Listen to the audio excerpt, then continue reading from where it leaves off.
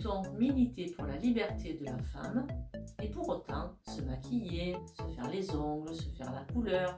En fait, ça dépend de comment on le vit.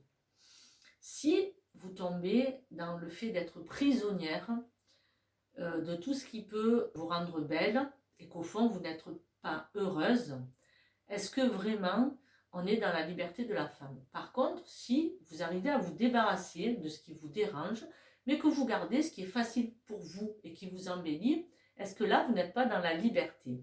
Par exemple, moi de mon côté j'ai des soucis d'allergie pour les cheveux, donc je fais des mèches, mais c'est compliqué, les mèches c'est pas tout le temps. J'avais fait des couleurs, des cataplasmes, mais c'était compliqué aussi. Du coup, bon, je fais des mèches de temps en temps, mais si mes cheveux blancs apparaissent, ça me va. Pourquoi? Parce que je m'adapte à ce qui est compliqué pour moi et je n'ai pas envie d'être prisonnière de ça. Par contre, le maquillage, c'est quelque chose qui m'a toujours plu. Du coup, je le fais, c'est pas compliqué pour moi. Mais si le matin, je n'ai pas le temps et que je pars faire une course et que je n'ai pas le temps de me maquiller et que je rencontre quelqu'un que je n'ai pas vu depuis longtemps, je me sens bien.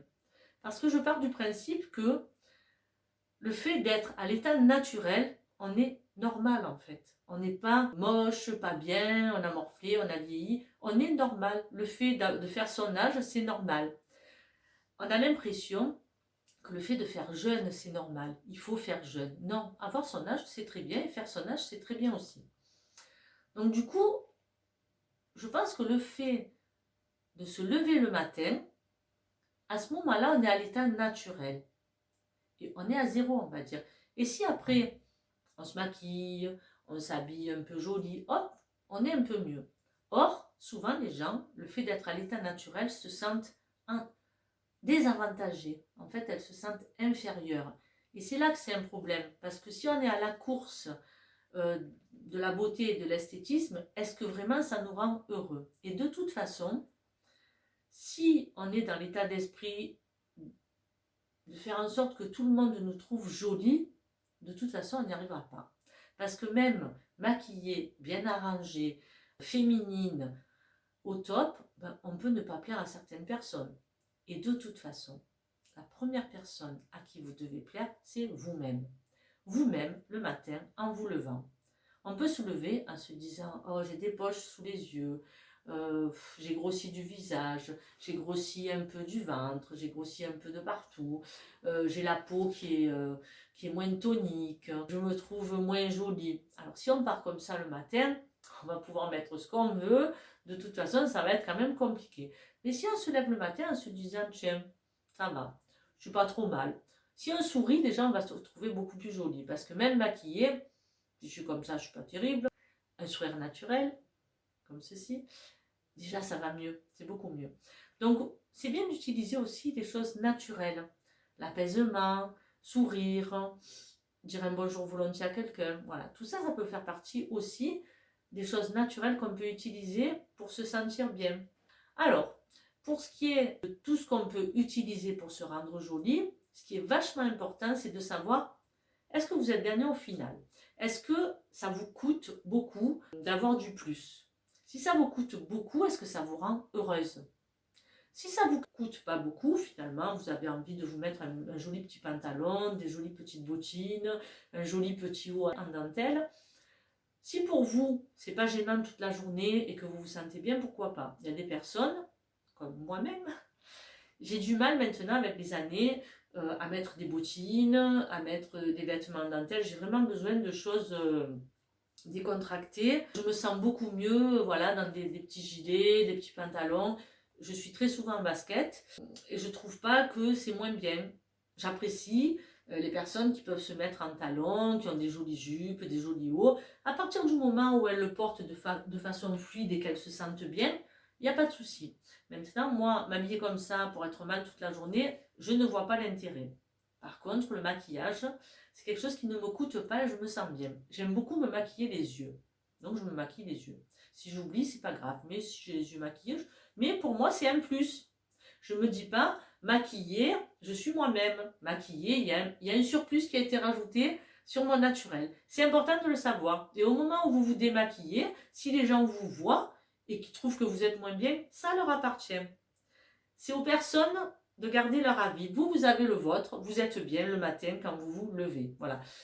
Ce qui est important dans l'esthétisme, en fait, c'est de ne pas être prisonnier. Il faut juste que ça vous fasse du bien. Si ça vous fait du mal quand vous ne l'utilisez pas, est-ce que c'est bien pour vous?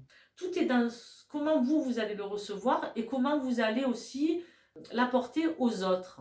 Je suis sûre que vous avez en tête des personnes qui n'ont peut-être pas un esthétique ou des façons de faire qui vous ressemblent et pourtant vous les trouvez magnifiques. Pourquoi? Parce que certainement vous avez des qualités de cœur, parce que cette personne-là aura une façon de porter certaines choses, des choses simples qui lui vont très bien et qui n'a pas souvent besoin d'énormément de choses.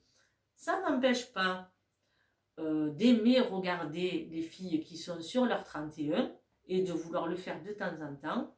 Mais pour être bien, il faut être soi-même. Être soi-même, c'est savoir dans quoi on est bien, comment on se sent, de quoi on a besoin, comment on trouve son équilibre. Si on essaie tout le temps, tous les jours, à tout moment, d'être la plus belle pour son mari, pour ses enfants, pour ses amis, pour sa famille et pour tout le monde, est-ce qu'on est soi-même? Par contre, si on essaie d'utiliser ce qui nous rend belle à des moments où on en a envie et qu'on lâche ça quand on n'en a pas envie, est-ce que là, on ne serait pas plutôt soi-même? Alors, je voulais aussi vous parler un petit peu du poids.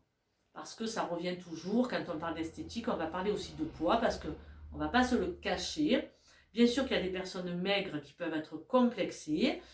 Moi, dans les personnes que j'ai reçues à mon cabinet ou autour de moi, j'ai vu beaucoup plus de personnes complexées par un surplus de poids. Ça ne veut pas dire qu'il ne faut pas accompagner celles qui n'arrivent pas à prendre du poids, mais j'en vois moins. Et j'en vois plus qui souffrent parce qu'elles ont du poids en trop et elles n'arrivent pas à le perdre. Alors, du poids en trop, il faut savoir de quoi on parle. Si on a du poids en trop par rapport à un poids de rêve qu'on ne peut pas atteindre, qui ne fait pas partie de notre morphologie, il va falloir plus travailler l'image de soi plutôt que équilibrer son alimentation. Parce que parfois l'alimentation est équilibrée, mais les personnes veulent perdre et c'est pas dans leur équilibre.